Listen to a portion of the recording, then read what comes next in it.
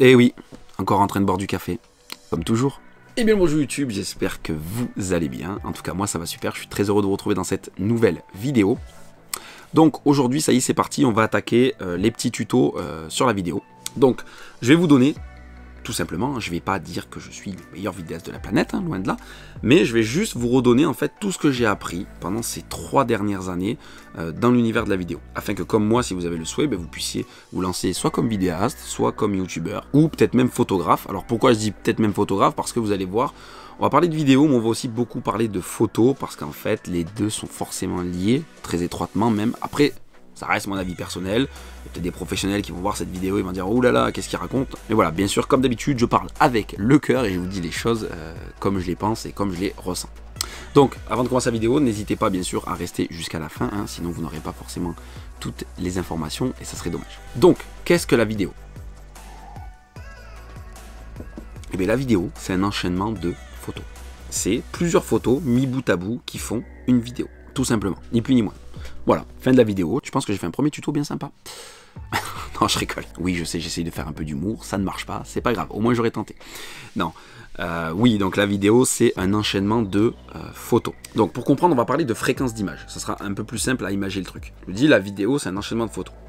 Vous prenez fréquence d'image de base, 25 images par seconde par exemple. Parce que oui, après on verra que entre la France, les États-Unis, machin, voilà, on filme pas avec les mêmes fréquences d'image. En France, on utilise le 24 images par seconde, voire le 25 images par seconde, en format de base, on va dire. Et qu'est-ce que ça veut dire? Eh bien, 24 images par seconde, ça veut dire que dans une seconde, vous avez 24 photos qui s'enchaînent. Tout simplement. Oui, il y a du son en plus, hein, on y reviendra. Mais voilà, 24 images par seconde, c'est 24 photos d'affilée. La vidéo, c'est ni plus ni moins que ça. C'est un enchaînement de photos. Pourquoi je vous explique ça? Tout simplement parce que vous allez voir, on va en parler à la suite de ce tuto. Mais je vais aussi beaucoup parler de photos, parce que forcément, la vidéo, en fait, c'est de la photo. Après, moi, je suis pas forcément de cet avis-là, mais il y a même certains professionnels qui vont vous dire, pour être un bon vidéaste, il faut être un bon photographe. Je suis pas forcément de cet avis-là, je suis pas le meilleur photographe de la planète, je m'en sors pas trop mal en vidéo. Et je sais qu'il y en a plein qui font de la vidéo sans être photographe, mais la vidéo, c'est un enchaînement de photos. Voilà. Première petite leçon de base. Je pense que ça, c'est pas très compliqué à assimiler. Et déjà, ça va vous mettre en condition pour la suite. Donc, pour continuer sur les bases de la vidéo, parce que j'essaye de faire une petite vidéo concentrée avec les bases vraiment essentielles. Après, vous inquiétez pas, il y aura d'autres tutos. Je rentrerai plus dans le détail de chaque sujet que je viens d'aborder aujourd'hui. Là, c'est pour vous mettre un petit peu en condition aussi, sans faire un gros pâté qui va vous éclater le cerveau, forcément. Donc, on va parler un petit peu de réglage maintenant. Pourquoi on va parler de réglage? Parce qu'en parlant de réglage, on va comprendre beaucoup de choses. On va parler du triangle d'exposition. Donc le triangle d'exposition, il y en a qui ne connaissent pas, il y en a qui connaissent. Mais le triangle d'exposition, c'est quoi? C'est nos 3 réglages de base qu'il va falloir comprendre et maîtriser pour pouvoir maîtriser sa caméra. Alors, ça marche à 100% pour ceux qui filment avec un appareil photo qui filme. Ce qui est mon cas. Le Sony A7 III, c'est pas une caméra, c'est un appareil photo qui filme. Il faut faire la différence avec les grosses caméras professionnelles que vous voyez posées sur les épaules et compagnie. Parce que tout simplement là, ces caméras, alors il y en a qui fonctionnent dans le même principe que ce qu'on va parler maintenant, mais il y en a qui ne fonctionnent pas du tout pareil. Par exemple, une RED, il y a des choses comme les ISO, vous n'allez pas les régler forcément sur la cam, vous les réglez en post-prod sur le logiciel. Enfin bref, on va pas rentrer dans les détails, ça c'est trop compliqué à expliquer maintenant. Mais voilà, si vous filmez avec un appareil photo qui filme, ce qui est le cas de beaucoup de vidéastes, parce qu'on verra que ça offre des possibilités plutôt sympas.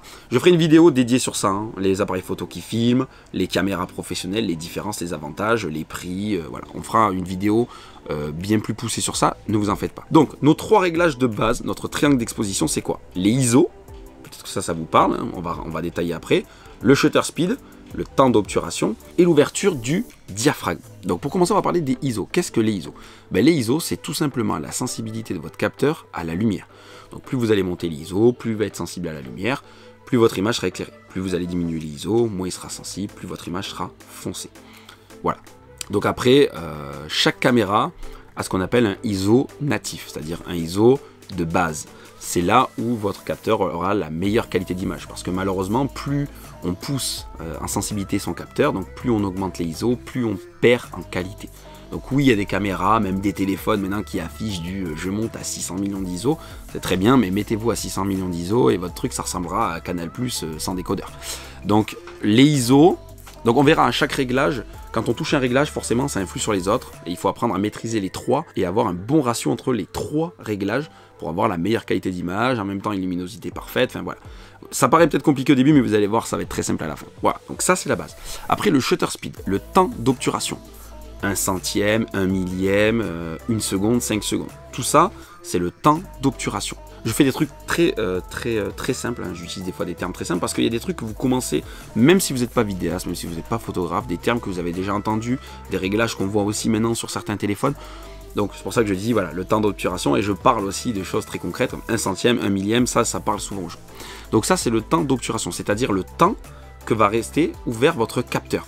Donc plus vous allez être haut, 1 millième par exemple, clac clac, le capteur va s'ouvrir très vite et se refermer aussitôt. Donc plus vous vous mettez sur des temps de pause longs, ce qu'on appelle 1 seconde, 5 secondes, 10 secondes, 20 secondes et plus en fonction de votre boîtier. Et donc le capteur là va s'ouvrir, mais rester ouvert, 1 seconde, 2 secondes, 3 secondes, 5 secondes, pour emmagasiner de la lumière le plus longtemps possible. Et après il se referme. Donc quand on fait de la pause longue, on le verra dans un autre tuto, je conseille quand même fortement d'utiliser un trépied. Parce que votre capteur va rester longtemps ouvert, et en fait si vous bougez, ben en fait vous allez le ressentir direct. Donc de la pause longue, vaut mieux la faire au trépied, c'est quand même mieux. Ou poser sur un stabilisateur, mais quelque chose qui va éviter les tremblements et d'avoir une image complètement floue. Mais là n'est pas le sujet. Donc le temps d'obturation, vous l'avez vu, c'est le temps que va rester votre capteur ouvert. Donc là, dans ce cas-là, plus vous allez avoir une vitesse rapide, 1 millième, 1 demi-millième, votre capteur donc va s'ouvrir et se refermer très vite. Donc qu'est-ce que ça va vous permettre? Dans un premier temps, le fait qu'il s'ouvre et se ferme très vite va vous permettre de pouvoir figer quelque chose. Une goutte d'eau qui tombe, un sportif qui court, une voiture qui passe, voilà. Plus vous allez mettre un shutter speed rapide, un temps d'obturation rapide, plus vous allez pouvoir figer l'image. Par contre, là où il faut faire attention, c'est que plus votre temps d'obturation va être rapide, donc le capteur va s'ouvrir et se refermer très très vite, ce qui veut dire qu'il n'a pas le temps d'emmagasiner de la lumière. Donc en fonction des conditions lumineuses, si vous êtes en extérieur, souvent ça pose pas de soucis. Mais si vous êtes en intérieur, ça peut faire une photo complètement noire parce que le capteur n'aura pas du tout eu le temps d'emmagasiner de la lumière. Là, vous commencez à comprendre pourquoi quand je dis on touche un réglage, il va falloir toucher aux autres et que ces trois réglages influent forcément l'un sur l'autre. Et donc, à contrairement, plus on va mettre un temps d'obturation long, 1 seconde, 2 secondes, 3 secondes, par exemple en pleine nuit, pour faire des photos de feux d'artifice, truc de base, hein, chose que j'aime bien faire par exemple, je vous donne des exemples par rapport à ce que j'aime bien faire, votre capteur, comme il va rester longtemps ouvert, il va emmagasiner plein de lumière. Donc ce qui veut dire que même si vous êtes dans des conditions de faible luminosité, le fait d'avoir un temps d'obturation long va vous permettre de quand même faire quelques photos assez sympas. Photos de feux d'artifice, voilà, ou dans des endroits où il y a peu de lumière. Par contre, voilà, comme le capteur reste très longtemps ouvert, comme je l'ai dit, il faut stabiliser son boîtier, sinon vous risquez d'avoir des tremblements. Si vous êtes comme ça, c'est sûr et certain, il va y avoir des tremblements, l'image va être floue. Donc voilà, temps d'obturation rapide, on fige une image, on a beaucoup de lumière. Temps d'obturation long, on peut se permettre de faire des photos dans la nuit, mais par contre, il faut stabiliser son boîtier. Donc voilà, ça c'était notre deuxième réglage. Et notre troisième réglage, c'est l'ouverture du diaphragme. Donc vos objectifs, ils ont une ouverture. Si vous avez déjà un appareil photo, ou vous avez déjà touché, vous avez des données dessus. Par exemple, si c'est une focale fixe, comme celle que j'utilise, c'est un 28 mm. Si c'est un zoom, c'est un 16-70, un 24-70, un 200-600, enfin voilà. Ça, ce sont les plages focales. Ça fera l'objet d'un tuto, hein, forcément. Mais voilà, ça, ce sont vos plages focales. Et vous avez une autre information qui est donc l'ouverture du diaphragme, F2.8, F4, F2, voilà. Ça, ce sont les données qui concernent l'ouverture de votre diaphragme. Et ça, c'est le troisième réglage sur lequel on va pouvoir influer. Alors, ça va être simple. Plus le chiffre est petit, plus le diaphragme est ouvert. Donc quand vous êtes à F1.4, F1.8 ou F2, vous êtes sur des ouvertures de diaphragme qui sont grandes et qui vont vous permettre d'avoir beaucoup de luminosité. Donc des objectifs qu'on va conseiller pour faire de la basse luminosité, voilà, des choses comme ça par exemple. Il y a plein d'autres avantages, on en reparlera hein, des objectifs, je ferai un tuto dédié aux objectifs pour vous expliquer comment ça fonctionne bien et tout ça. Là c'est pour vous expliquer le réglage. Donc là, plus vous êtes bas, donc on va dire, par exemple, moi c'est un F2 hein, sur le 28 mm. Donc à F2, j'ai une grande ouverture, donc beaucoup de lumière. Par contre, si je le ferme à fond, je crois qu'il se ferme à 13 ou 14. Donc là, plus le chiffre va être grand et plus le diaphragme sera fermé. Donc il y aura moins de lumière. Donc là, on a nos trois réglages, les ISO, le temps d'obturation et l'ouverture du diaphragme. Et quand vous allez toucher un réglage, ben forcément, il va peut-être falloir toucher à l'autre. Par exemple, je vous disais, vous voulez mettre un shutter speed rapide, par exemple, pour pouvoir figer une image. Ben, si vous avez une faible luminosité, il vous sera conseillé d'augmenter le temps d'obturation ou l'ouverture du diaphragme. Donc ça, le triangle d'exposition, c'est quelque chose qui marche en photo, en vidéo.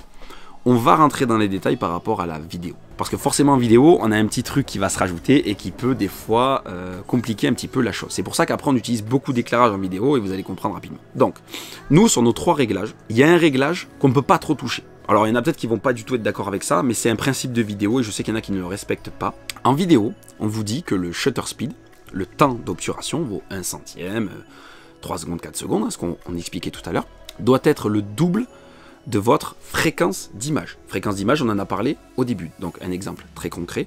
Par exemple, là, mes vidéos sont filmées en 4K, 25 images par seconde. Je filme en 4K, ma fréquence d'image étant 25 images par seconde, donc mon shutter speed doit être le double de ma fréquence d'image. Donc comme je suis en 25 images par seconde, mon shutter speed doit être à 1/50e. Cette règle de base en vidéo va vous donner des mouvements fluides et réels. Vous n'allez pas avoir cette sensation de soit une image trop ralentie ou un petit peu saccadée, ou d'une image trop rapide.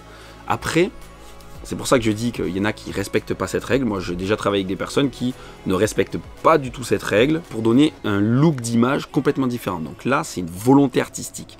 Mais sur la base, vous filmez comme moi, en 4K, on s'en fiche, ou même en Full HD, mais en 25 images par seconde.